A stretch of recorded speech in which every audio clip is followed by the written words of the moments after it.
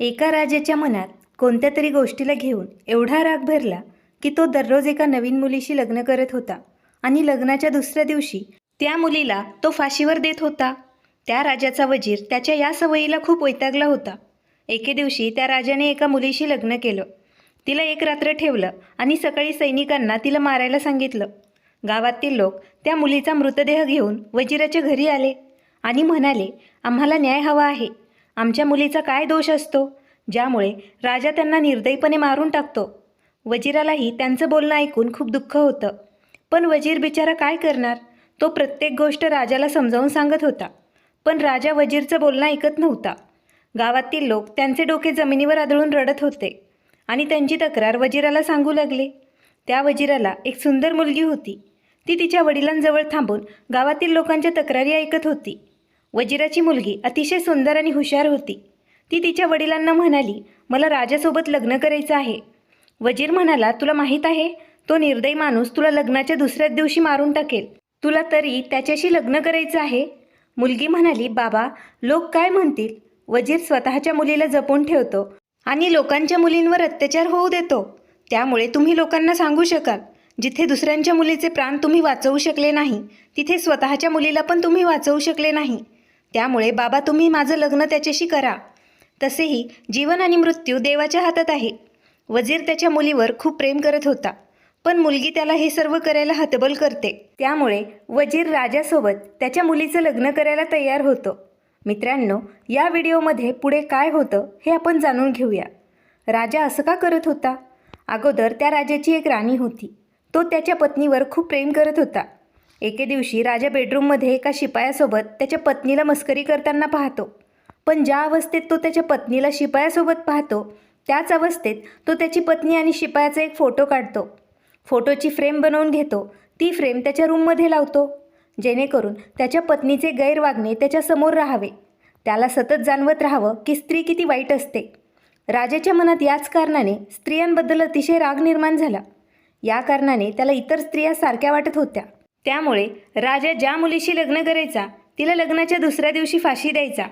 हाच विचार करून त्याच्या आयुष्यात कोणती स्त्री कधीच त्याला फसवू शकणार नाही. राजाला त्याच्या वजिराने खूप समजावले, परंतु राजाने ऐकले नाही. आता आपण जाऊया वजीरकडे, जो त्याच्या मुलीचं लग्न राजासोबत करायला होकार देतो. वजीर हतबल होऊन राजाजवळ येऊन म्हणतो, महाराज, माझ्या मुलीला तुमच्याशी लग्न करायचं आहे. राजा चकित होऊन म्हणतो, तुझ्या मुलीला माहीत नाही का, लग्नाच्या दुसऱ्या दिवशी आम्ही तिला फाशीवर देऊ. वजीर त्याच्या डोळ्यात अश्रू आणत म्हणाला, माझी मुलगी हट्ट करत आहे. राजा म्हणाला, जर तुझी मुलगी हट्ट करत असेल आणि तुला तिचा हट्ट पूर्ण करायचं असेल तर लग्नाची तयारी सुरू कर. दुसऱ्या दिवशी वजीरची मुलगी आणि राजाचं लग्न होतं. वजीरची मुलगी आता राजाची राणी झाली होती. राजा जेव्हा लग्नाच्या पहिल्या रात्री वजीरच्या मुलीला पाहतो, तेव्हा तो तिच्याकडे पाहतच राहतो. राजा तिचं कौतुक करणार होता, तेव्हाच त्याच्या रूममध्ये असलेल्या त्याच्या पत्नीच्या फोटोकडे राजाचं लक्ष जातं. तेव्हा राजाला स्त्रिया धोकेबाज असतात हे लक्षात येतं. राजा रागात म्हणतो, तुम्ही माझ्या वजीरची मुलगी आहेत. तुम्ही माझ्याशी लग्न करण्याचा मूर्खपणा का केला? हे माहीत असूनही उद्या सकाळी आम्ही तुला मारून टाकणार आहोत. राणी खूप आदराने म्हणाली, महाराज, हा निर्णय देवाचा आहे. देवाचा निर्णय मला मान्य आहे. राजा म्हणाला, तुला सकाळी काय होणार आहे हे माहीत आहे का? राणी म्हणाली, हो, मला माहीत आहे. माझ्या शरीरातून सकाळी प्राण निघून जातील, पण त्या अगोदर एक रात्र आहे माझ्याकडे. प्रेमातील खरेपणा, प्रामाणिकपणा हेच महत्त्वाचं असते. राजा म्हणाला, तुझ्या या गोड बोलण्याचा माझ्यावर काहीच परिणाम होणार नाही. राणी म्हणाली, मी एका रात्रीसाठी तुमची पत्नी आहे. पत्नी या नात्याने मला हे बोलण्याचा हक्क आहे. त्यामुळे तुम्ही एवढा राग का करत आहात? एक रात्रीसाठी शांत राहा. राजा थोडा शांत होतो. राणी म्हणाली, तुमचा राग जाईल यासाठी मी तुम्हाला काय ऐकवू? गझल ऐकता, शेर ऐकता, का एखादी घटना ऐकता, का गाणं ऐकता?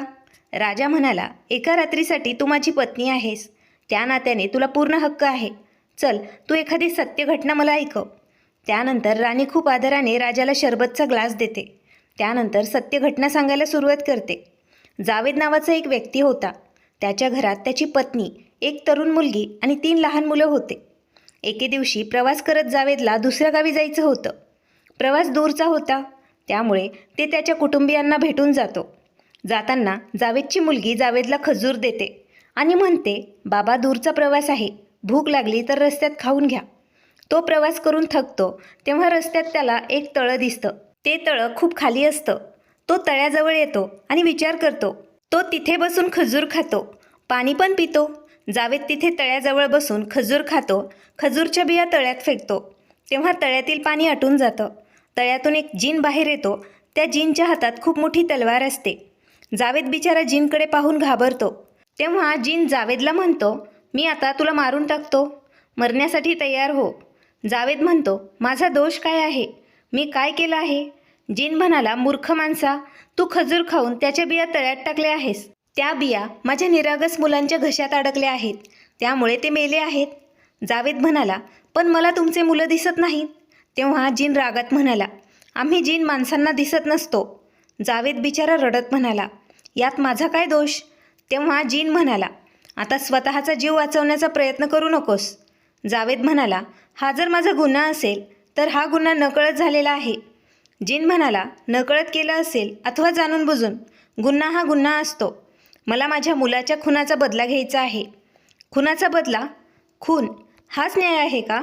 जावेद बिचारा हतबल होऊन घाबरत म्हणाला, मला मारण्याने तुझा बदला पूर्ण होत असेल तर मला मान्य आहे, पण माझी एक अट आहे. जिन म्हणाला, काय अट आहे? जावेद म्हणाला, मृत्यूनंतर मातीचं ओझं तर मी उचलू शकतो, पण लोकांचं कर्ज मला द्यायचं आहे. ते ओझं मी नाही उचलू शकत. हे बघ, लोकांचं सामान आणि जबाबदारी आहे. त्या लोकांना मला हे परत करायचं आहे. माझी एक तरुण मुलगी आहे, तिचं मला लग्न करायचं आहे. मला हे कर्ज फेडण्यासाठी वेळ दे, जेणेकरून मी तुझा बदला घेण्यासाठी योग्य होईल.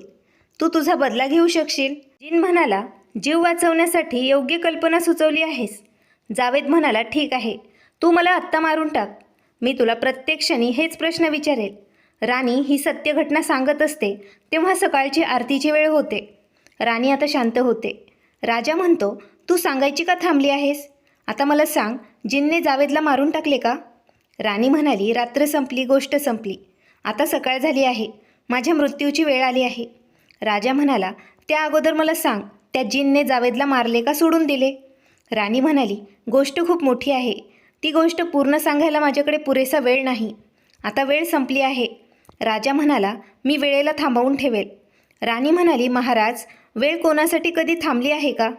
राजा म्हणाला, मी तुला अजून एक रात्रीचा वेळ देतो. आता तू सांग पुढे काय झालं? राणी म्हणाली, नाही प्राणनाथ, अशा गोष्टी रात्री सांगितल्या जातात. आता सकाळ झाली आहे. तुम्ही ठरवलेल्या गोष्टींना पूर्वत्वाला न्यावं लागेल. तेव्हा राजा म्हणाला, मी तुला 1 दिवस आणि 1 रात्रीचं आयुष्य देत आहे. राणी देवाला प्रार्थना करत होती. तेव्हा राजा विचार करत होता, कित्येक मुली माझ्यासोबत लग्न करून आल्या. सर्वांच्या चेहऱ्यावर भीती दिसत होती, पण हिच्या चेहऱ्यावर भीती का दिसत नाही? ही मला घाबरत का नसेल? मला असं गोष्ट सांगत आहे जसं हिला आयुष्यभर माझ्यासोबत राहायचं आहे. असो, ही सांगते ती गोष्ट मला खूप प्रेरणादायी वाटली. राजा राणीकडे पाहत होता आणि तिच्याबद्दल विचार करत होता. राजाचं लक्ष अचानक त्याच्या पत्नीच्या फोटोवर जातं. तेव्हा राजा परत रागात येतो. तो रागात रूममधून बाहेर निघून जातो. दिवसभर तो कामात व्यस्त असतो. तिकडे राणी देवाला प्रार्थना करत असते, देवा, तुम्हीच राजाला समजावून सांगा, त्याने लोकांच्या मुलींना मारू नये. जेव्हा रात्र होते तेव्हा राजा त्याच्या रूममध्ये येतो. राणी राजाचे हात धुते, त्याचे शूज काढते आणि त्यांना जेवण वाढते. राजा म्हणतो, हे नोकराचे काम आहे, तुम्ही हे काम का करत आहात? मी म्हणाली, नाही माझे मालक, हे पत्नीचं कर्तव्य आहे. तिने आपल्या पतीची काळजी घ्यावी. राजा म्हणाला, तू एका रात्रीची पत्नी आहेस, त्यानंतर काम घरातील नोकरांनाच करायचे आहे. राणी म्हणाली, ही 1 रात्र मला तुमची सेवा करण्याची संधी द्या, त्यामुळे मरताना माझ्या मनावर ओझं नसावं. मी माझ्या पतीची सेवा केली नाही. हे ऐकून राजाच्या मनाला आनंद झाला. नंतर राजाला त्याच्या पत्नीचं वागणं आठवलं, ज्यामुळे राजा रागात आला. फालतू बोलू नकोस, मला राहिलेली गोष्ट सांग. राणीने राहिलेली गोष्ट सांगू लागते. जिन म्हणाला, जर मी तुला मुदत दिली तर तू परत येशील का? जावेद म्हणाला, हो, मी माझं कर्ज फेडून परत इथे नक्की येतो. जिन म्हणाला, घे देवाची शपथ.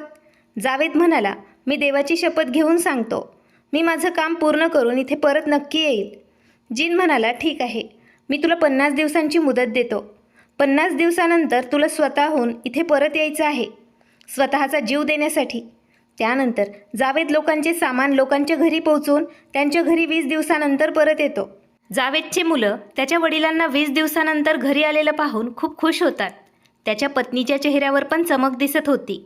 पत्नी म्हणाली, तुम्ही थकले असाल, तुम्ही फ्रेश व्हा, मी तुम्हाला जेवण वाढते. जावेदचे मन रडत होते. तो मनात विचार करत होता, जेव्हा मी कायमचं जाईल तेव्हा माझ्या पत्नीची काय अवस्था होईल. दुसऱ्या दिवशी तो त्याच्या पत्नी आणि मुलांना गिफ्ट देतो. त्याने व्यापार करून आणलेल्या पैशात ते भेटवस्तू खरेदी केल्या होत्या. जावेदची पत्नी म्हणाली, अहो, मला दागिन्यांची गरज नाही. माझे दागिने तर तुम्ही आहात. तुम्ही फक्त माझ्यासोबत राहा. मला बाकी काही नको. हे ऐकून जावेदच्या डोळ्यातून अश्रू आले. जावेदने कागदावर त्याचे राहिलेले आयुष्याचे दिवस लिहिले आणि त्याने तो कागद त्याच्या खिशात टाकला. तो दररोज पाहतो त्याच्या आयुष्यातील एक एक दिवस कमी होत आहे. शेवटी तो त्याच्या मुलीचं लग्न करतो. त्याची मुलगी सासरी निघून जाते. आता जावेदच्या मृत्यूची वेळ जवळ आली होती. त्याला त्याच्या कुटुंबियांपासून दूर जाण्याचं दुःख आतून खाऊ लागलं. त्याला त्याच्या पत्नीची आणि मुलांची काळजी वाटत होती. माझ्याशिवाय यांचं कसं होणार? ते कुठे जातील? त्यांचं कसं होईल? त्याच्या पत्नीला यातील काहीच माहीत नव्हतं. ती निवांत झोपलेली होती. पण जावेदला झोप येत नव्हती. जावेदने त्याच्या पत्नीला उठवलं. तेव्हा त्याची पत्नी म्हणाली, तुमच्या चेहऱ्यावर एवढी कसली भीती दिसत आहे? तुमच्या चेहऱ्यावर एवढा घाम का आलेला आहे? जावेद म्हणाला, हा घाम मृत्यूच्या भीतीने आला आहे. तू जरा आरसा घेऊन ये. मला माझा चेहरा पाहायचा आहे. मृत्यूची भीती कशी असते ते पाहायचं आहे. पत्नी म्हणाली, तुम्ही असं अपशकुन का बोलत आहात? देवाचे आभार व्यक्त करा. देवाने आपल्याला सन्मानाचे आयुष्य जगण्यासाठी संधी दिली आहे. मेहनत करून आपण स्वाभिमानाने जगत आहोत. त्यानंतर जावेद रडतच त्याच्या पत्नीला सर्व काही सांगू लागला. त्याच्यासोबत काय झालं होतं हे सर्व ऐकून त्याची पत्नी घाबरून जाते. जेव्हा त्याची पत्नी हे सर्व काही ऐकते तेव्हा ती म्हणते, तुम्ही मला पण सोबत घेऊन चला. तुमच्या जागी मी मृत्युमुखी पडते. अशा प्रकारे त्या जिनच्या काळजाला शांतता मिळेल. तेव्हा जावेद म्हणाला, नाही. जेव्हा मुलांची आई त्यांना सोडून जाते तेव्हा मुलं अनाथ होतात. माझ्या मृत्यूनंतर मुलांची तू काळजी घे. जावेद रडत म्हणाला, मी जमा केलेले पैसे संपले किंवा काही बिकट परिस्थिती निर्माण झाली, तुझ्याकडे काही पर्याय नसेल तर मी तुला परवानगी देतो. तू दुसरे लग्न करू शकतेस. तेव्हा पत्नी म्हणाली, हे ऐकण्यासाठी मी जिवंत आहे का? मला तुमच्या अगोदर मृत्यू यावा. पत्नी रडत म्हणाली, एका प्रामाणिक पत्नीचा एक पती असतो. देवाने बाईला आई पण दिला आहे. नेहमी ती तिच्या मुलांच्या आणि पतीच्या प्रेमात काचेप्रमाणे फुटून छिन्नभिन्न होते. जावेद म्हणाला, ए माझी प्रामाणिक पत्नी, आता आपल्याकडे या व्यतिरिक्त दुसरा पर्याय नाही. जावेदची पत्नी रडत म्हणाली, तुम्ही गेल्यानंतर असे दिवस आले तर मी कष्ट करेल, लोकांच्या घरी काम करेल, भांडे कपडे करेल, पण दुसरे लग्न कधीच करणार नाही. माझा आनंद तुम्ही आहात. माझं सर्वस्व तुमच्यासोबत जडलं आहे. एवढं बोलून ती तिच्या पतीला मिठी मारून रडू लागली.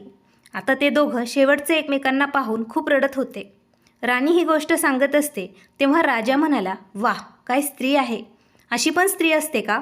एवढी प्रामाणिक. राणी म्हणाली, या जगात काही स्त्री पुरुष असे पण आहेत जे पती पत्नीचं नातं काही गुन्हा करून खराब करतात. काही वाईट स्त्रिया गैरवर्तन करतात. त्यांच्यामुळे प्रामाणिक स्त्रियांवर लोक बोट उचलतात, त्यांना बदनाम करतात. हे ऐकून राजा विचारात पडतो. राणी पुढे गोष्ट सांगते, जावेद सकाळ होताच त्याच्या प्रवासाला निघाला. जावेदची पत्नी आणि मुलं खूप रडतात. शेवटी ते एकमेकांना डोळे भरून पाहत होते. शेवटचं पाहून जावेद त्याच्या प्रवासावर निघाला. प्रवास पूर्ण करून तो त्याच्या ध्येयापर्यंत पोहोचला, जिथे त्याला स्वतःचा जीव द्यायचा होता. जावेद जिनला आवाज देतो, जिन, मी आलो आहे. माझे 50 दिवस पूर्ण झाले आहेत. मी तुला वचन दिलं त्यानुसार इथं आलो आहे. तू ये, माझा जीव घेऊन तुझा बदला पूर्ण कर. जिन बाहेर येऊन म्हणाला, मूर्ख माणसा, तू स्वतःहून माझ्याकडे मृत्यूच्या जबड्यात आला आहेस. पण विकृत माणसा, मी तुला मारणार नाही. मी तुला माफ केलं आहे. मला त्या दिवशी तुझ्यावर विश्वास नव्हता, त्यामुळे त्या दिवसापासून मी तुझा पाठलाग केला.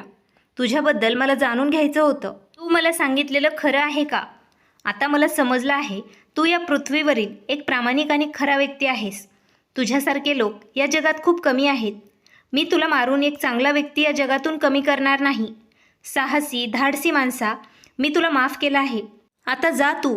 तुझी पत्नी आणि मुलं खूप रडत आहेत. ते तुझीच वाट पाहत आहेत. जावेदने आनंदात जिनचे आभार व्यक्त केले आणि तो त्याच्या घरी परतला. राणी गोष्ट संपवत म्हणाली, आता मी तुम्हाला स्त्रीचे 2 रूप दाखवणारी एक लहान गोष्ट सांगते. राजा म्हणाला, हो नक्कीच. राजा या गोष्टी मन लावून ऐकत होता. राणी म्हणाली, एक राजा असतो. त्याच्या 4 पत्नी असतात. त्यातील एक पत्नी काळी असते. ती साधी, सरळ, संस्कारी असते. बाकीच्या 3 पत्नी खूप सुंदर असतात, पण त्या तिघी खूप चतुर असतात. राजा त्याच्या सावळ्या पत्नीवर खूप प्रेम करत असतो. त्यांच्यासोबत उठतो, बसतो. ही गोष्ट त्या 3 पत्नींना आवडत नसते. एके दिवशी त्या 3 पत्नी राजाला प्रश्न विचारतात, तुम्ही आमच्यावर एवढं प्रेम करत नाहीत जेवढं प्रेम तुम्ही तुमच्या सावळ्या पत्नीवर करतात. असं का करतात तुम्ही? राजा अतिशय हुशार आणि चतुर होता. तो म्हणाला, ही योग्य वेळ नाही. योग्य वेळी नक्कीच या प्रश्नाचं उत्तर देईल. एके दिवशी राजा आनंदी असतो. तो त्याच्या 4 पत्नींना बोलावून म्हणतो, आज मी खूप खुश आहे. तुमच्यासमोर मी दागिने आणि हिरे ठेवले आहेत. जेवढे हवे तेवढे तुम्ही घेऊ शकता. एक पत्नी सोडून बाकी सर्व पत्नी आपापल्या साडीच्या पदरात दागिने आणि हिरे घेतात. त्या राजाला म्हणतात, जिच्यावर तुम्ही सर्वात जास्त प्रेम करतात ती तर जागेवर भूत बनून उभी आहे. त्या असं बोलतात तेव्हा ती सावळ्या रंगाची पत्नी येते. राजाचा हात धरून म्हणते, मला हे सर्व काही नको. मला तुम्ही हवे आहात. तुम्ही माझे तर हे सर्व माझंच आहे. माझा आनंद तुम्ही आहेत. माझा दागिना तुम्ही आहे. तुम्हीच माझं सर्व काही आहे.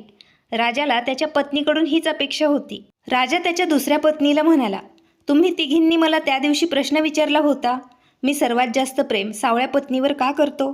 तुम्ही सर्वांनी आज माझ्या पत्नीचं माझ्यावर असलेलं प्रेम पाहिलं आहे. तुम्ही तिघींनी दागिने, हिरे सर्व काही घेतलं, पण हिने मला निवडलं आहे. ती माझ्यावर खूप प्रेम करते. तिच्यासाठी जगातील कोणतीच वस्तू महत्त्वाची नाही. त्यामुळे मी तिच्यावर जास्त प्रेम करतो. आणि हो, तिचा रंग सावळा आहे, पण ती या जगातील सर्वात जास्त समजदार पत्नी आहे. राणी ही गोष्ट संपवते. राजा आता प्रेमाने राणीकडे पाहू लागला. राणी म्हणाली, सर्व स्त्रिया सारख्या नसतात. जसे तुम्ही या गोष्टीत ऐकले, राजाच्या मनात आता दया आली होती. त्याला समजले सर्व स्त्रिया सारख्या नसतात. त्यानंतर राजाने त्याच्या धोकेबाज पत्नीचा फोटोकडे पाहिलं. राणी त्या फोटोसमोर आली आणि म्हणाली, जोपर्यंत तुम्ही हा फोटो फेकून देणार नाही तोपर्यंत तुम्हाला इतर स्त्रिया धोकेबाजच वाटत राहतील. तुम्हाला ती वागलेली आठवत राहील. त्यापुढे तुम्हाला माझा प्रामाणिकपणा कधीच दिसणार नाही. राजा त्याच्या धोकेबाज पत्नीचा फोटो काढून बाहेर फेकून देतो. राणीचा हात धरून तो म्हणतो, आज तू माझे डोळे उघडले आहेस. मला जास्त गुन्हे करण्यापासून रोखले आहेस. मी कित्येक स्त्रियांशी लग्न केलं. आज तू मला जाणीव करून दिली आहेस मी किती चुकीचा होतो. राणी म्हणाली, तुम्हाला मला पण इतर स्त्रियांप्रमाणे मारायचं असेल तर मारा, परंतु माझी एक अट आहे. तुम्ही मला स्वतः मारा. शिपायाच्या हाताने मला मरायचं नाही. मला हे मान्यच नाही. मला तुमच्या व्यतिरिक्त कोणी हात लावावा. मी तुमच्या हाताने मेले तर मला शांतता मिळेल. राजा म्हणाला, नाही माझी राणी, मी तुला काहीच करणार नाही. मी तुला आजपासून फुलांप्रमाणे जपेल. तूच माझ्या आयुष्यात राहशील. पण मला एक प्रॉमिस हवं आहे. तू मला अशाच गोष्टी सांगत राहशील. तेव्हा राणी म्हणाली, हो नक्कीच, मी तुम्हाला अशाच गोष्टी सांगेल. आता राजाचा वजीर आणि बाकी सर्व लोक राजाचा हा निर्णय ऐकून खूप खुश होतात. कारण राजा आता कोणालाच मारत नव्हता. वजीर तर जास्तच आनंदी होता. त्याच्या मुलीचे प्राण वाचले. सोबतच ती राजाची राणी पण झाली.